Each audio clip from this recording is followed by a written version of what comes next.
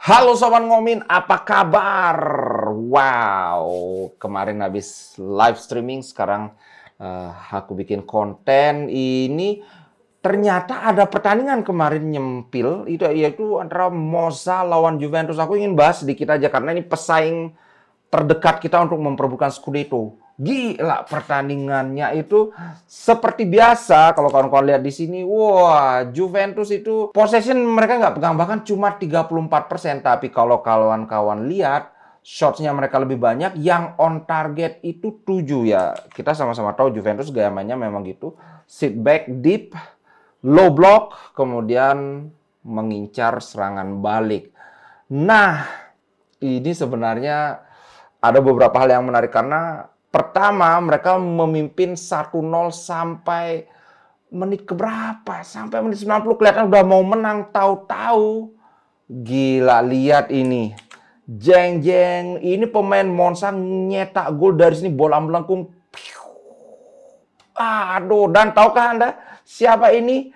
Ini adalah Valentin Carboni, pemain Inter Milan, gile. Sekaligus ini adalah apa ya? Gol pertama dia di Serie A, di tingkat profesional. Wih, semoga di Monza dia berkembang. Bila perlu, sekolahin lagi satu musim. Nah, musim ini dan musim depan. Sekolahin lagi satu musim, lagi 2 musim baru tarik ke Inter. Jadi kita nggak perlu beli striker lagi kan, gila. Nah, dramanya belum selesai. Di menit ke-94, Juventus mencetak gol untuk kembali memimpin. Dan ini proses golnya lucu. Adrien Rabiot dari sini bawa bola jugu. Kemudian dia kasih umpan tarik ke arah Gatti. Dia nembak. Ini sudah ngeblok. Ternyata bolanya nggak kena. Dia nge-shoot tapi bolanya nggak kena ditendang. Dan kemudian karena bolanya nggak kena ditendang, ini sudah sliding mau nutup, semua udah kecelit, tahu bolanya mental ke sini, ditembak lagi baru terus ngegol. Jadi ada, bisa dikatakan ada sedikit keberuntungan, tapi ya hebat sih menurutku sih Juventus.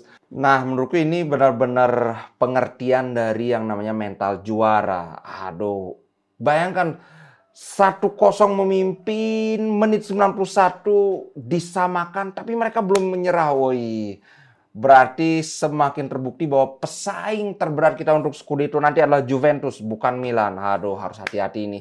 Yang artinya lawan Napoli kita sama sekali tidak boleh kepleset. Karena saat ini Juventus ada di puncak dengan 33 poin dari hasil 14 kali bertanding. Wow, oke, itu saja tentang Juventus ya. Sekarang kita bahas Inter. Pertama, Denzel Dumfries.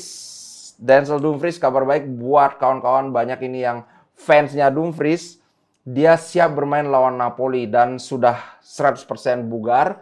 Karena kemarin itu lawan Benfica dia bahkan tidak diajak ke kandangnya Benfica. Udah, kamu istirahat saja di rumah tapi tidur, jangan kelayapan. So, Dumfries akan bermain. Kemarin Bro Darmianto, Bro Boni kan nanya gimana perkiraan untuk lawan Napoli, ya jelas wingback di kanan Dumfries, di kiri Di Marco, dan Darmian tentunya akan dikembalikan ke posisi center back. Berita berikutnya adalah ini nih, Taremi. Ini ada beberapa talking point yang menarik tentang Taremi. Yang pertama, Inter telah membuka kembali pembicaraan terhadap Taremi. Dan sejauh ini kelihatannya ini positif. Cuman yang menjadi pikiran itu adalah sepertinya ada pertimbangan dari Inter untuk mengambil Taremi itu di bulan Januari. Nah, kemudian ada komentar yang menarik dari Davide Lippi. Davide Lippi ini adalah anaknya Marcelo Lippi, pemain legendaris Italia, membawa Juventus Scudetto, pernah melatih Inter juga tapi nggak dapat apa-apa di Inter.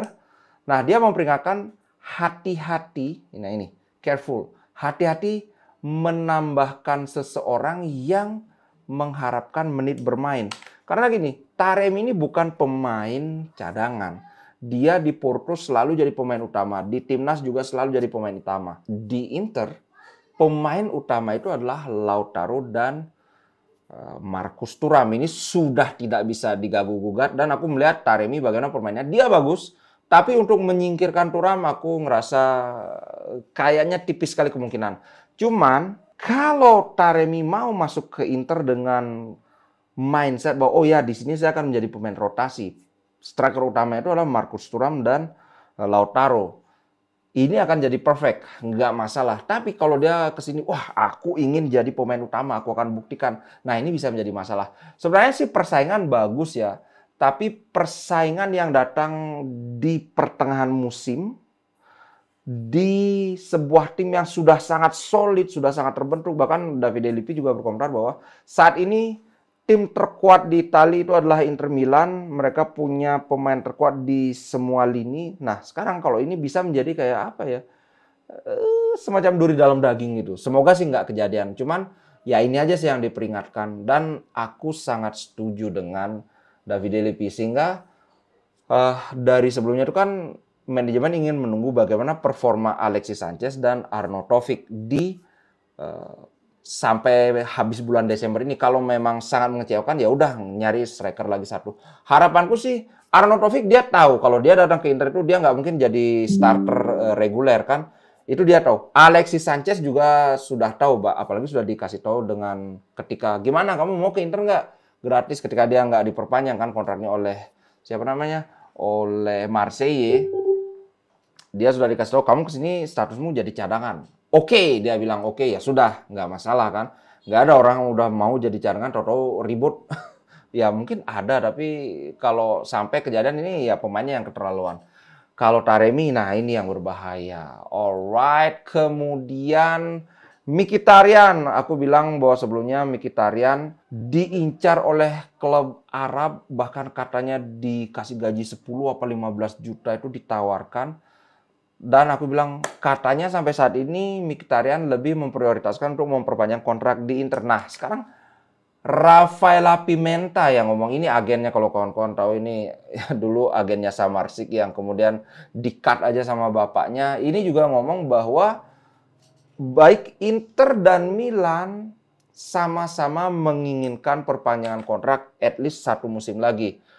Terus terang saja, kalau musim depan kita dapat Colpani, maka kita punya Barella, Colpani, Mkhitaryan, Fratesi. 4 pemain yang bagus untuk 2 posisi gelandang tengah.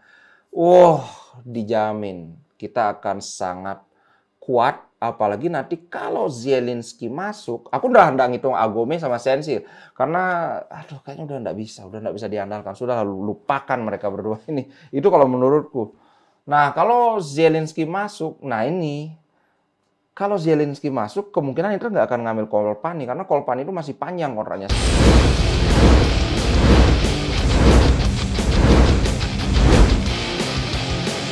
Kontrak dia itu 5 tahun dan baru diperpanjang itu musim lalu, berarti masih 4 tahun lagi. Sekarang musim 2023 tambah 4 masih sampai 2027.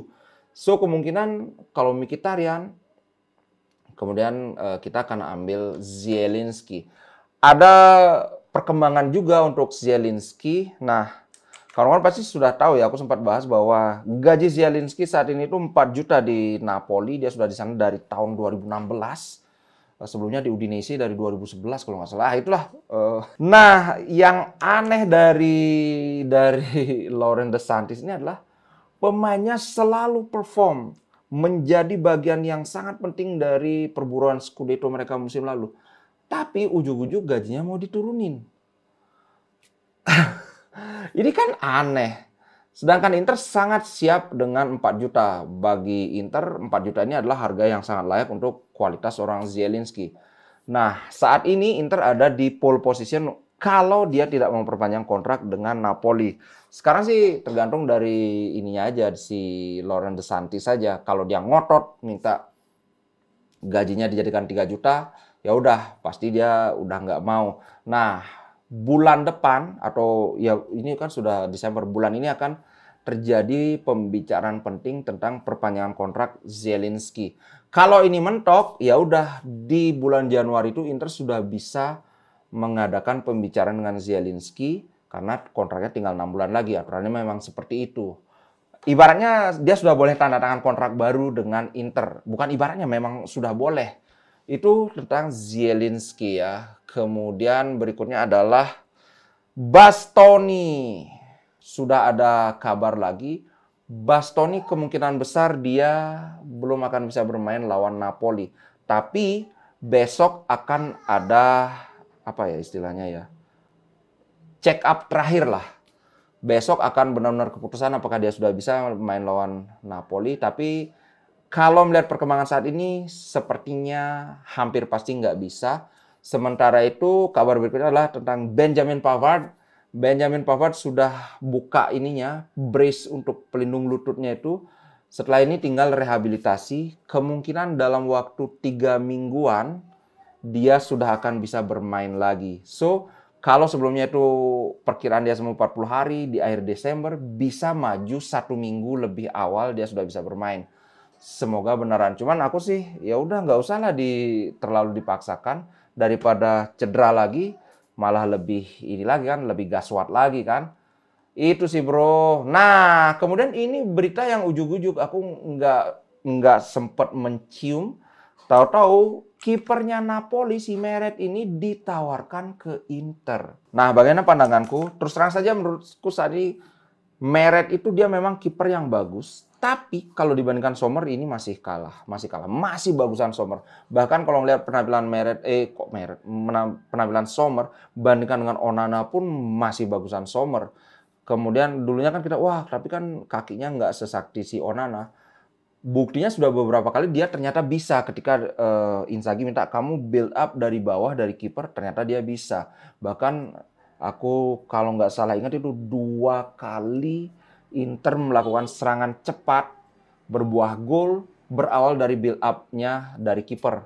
Yang paling terakhir ini yang dari Sommer ke Dumfries, Dumfries ke Barella, Barella ke Thuram, langsung Thuram ke Lautaro Martinez. Dan ini dilakukan dengan cepat, tak, nggak pakai basa-basi kiri kanan back pass, nggak pakai. Tapi Meret ini kalau kita bisa mendapatkannya secara gratis karena kontraknya juga berakhir musim depan, menurutku ini adalah pengganti yang cukup ya masih kalah kelas dibandingkan Sommer tapi tidak jelek, apalagi gratis. Dan tentunya masih ada kesempatan dia untuk berkembang lebih pesat lagi dalam waktu 6 bulan ini kan. Cuman penghalangnya adalah begini. Si Laurent De Santis ini ternyata dia pinter. Dia sudah membubuhkan klausul khusus di kontrak Meret. Nah ini. Jadi ada pembaharuan otomatis yang menguntungkan klub. Ibaratnya ada otomatis pembaruan dan itu ada di keputusannya itu ada di tangan klub. Maksudnya gini, kalau klub mau memperbaharui kontraknya 1 tahun, mereka udah nggak perlu diskusi lagi, nggak perlu nego lagi sama agennya, tinggal ya udah kamu saya perpanjang, udah si Meret nggak bisa ngomong apa-apa kayak gitu. Pinter juga ya, kok bisa ada klausul seperti itu. Nah itu sudah perpanjang. Ini update untuk hari ini sudah semua aku ungkapkan. Beberapa sudah kita bicarakan kemarin pas live bacot. Nah, yang berikutnya adalah aku lagi-lagi ingatkan buat yang dapat giveaway dari Mbah Wer. Besok ininya ya, besok deadline-nya. Kalau besok belum ada kabar maka giveaway-nya aku ulang. Sedangkan giveaway yang disponsori oleh Al Capone untuk Bona Januari dan Wayan Budiawan itu sudah aku kirimkan. Mestinya dalam waktu 4 hari atau maksimal seminggu sudah sampai di tujuan. Oke, jangan lupa kirim fotonya pas bajunya udah datang. Oke, ciao guys, sampai jumpa di konten berikutnya. Terima kasih. Inter Milan di dadaku, biru hitam warna darahku. Level winnernya Itali tidak pernah degradasi. Inter Milan kebanggaan.